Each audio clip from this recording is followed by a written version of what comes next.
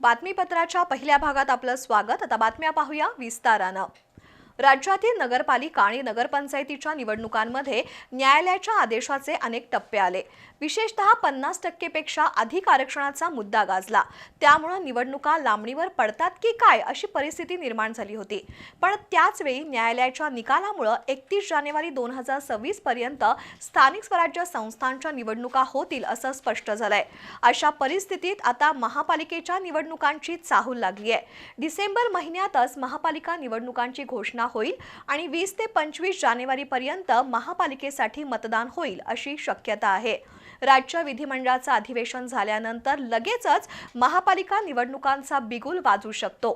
फक्त जिल्हा परिषदेच्या आणि महापालिकेच्या निवडणुका एकत्र होणार का याबाबत उत्सुकता आहे।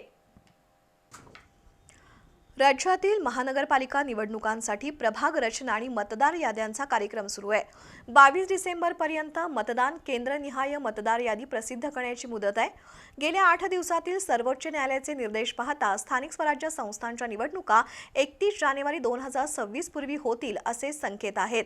नगरपालिका आणि नगरपंचायतीच्या निवडणुकीत न्यायालयाच्या आदेशांचे अनेक टप्पे आणि अडथळे आले, पण निवडणुकांची प्रक्रिया सुरूच आहे। 20 डिसेंबरला राज्यातील सर्व नगरपालिकांच्या निवडणुकीचं मतदान होईल। त्यानंतर जिल्हा परिषदेच्या निवडणुका लागतील अशी चर्चा होती, पण त्याचबरोबर महापालिका निवडणुकांचा बिगुल वाजण्याची दाट शक्यता आहे। राज्य विधिमंडळाचं हिवाळी अधिवेशन संपल्यावर दुसऱ्याच दिवशी म्हणजे 15 ते 18 डिसेंबर या कालावधीत राज्यातील महापालिका निवडणुकांचा कार्यक्रम जाहीर होऊ शकतो। त्यानुसार 20 ते 25 जानेवारी या कालावधीत महापालिका निवडणुकींसाठी मतदान होईल आणि 31 जानेवारीपूर्वी निकाल लागेल असे संकेत मिळत आहेत। तर डिसेंबरच्या अखेरच्या आठवड्यात जिल्हा परिषदेच्या निवडणुकांची घोषणा होईल आणि जानेवारीच्या शेवटच्या आठवड्यात ही निवडणूक प्रक्रिया सुद्धा पूर्ण करण्याचा प्रयत्न असेल। लवकरच राज्य निवडणूक आयोग निवडणुकांची घोषणा करेल आणि जिल्हा परिषदांच्या निवडणुका 2 टप्प्यात होतील अशी राजकीय वर्तुळात चर्चा आहे। पाहूया काय होतंय ते।